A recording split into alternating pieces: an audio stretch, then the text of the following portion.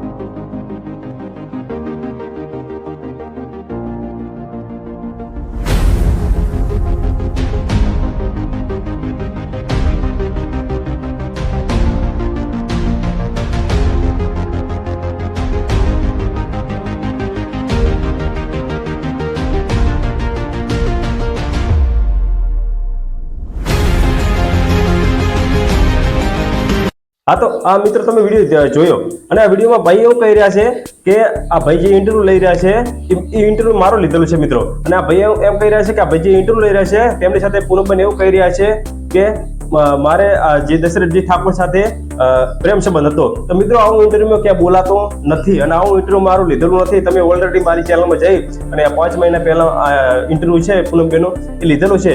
તો ખોટા બદનામ કરવાની કોશિશ મિત્રો ના કરો। અને તમે જોઈ શકો છો કે ભાઈ ચેનલનું નામ છે વર્લ્ડ ફાયર ન્યૂઝ।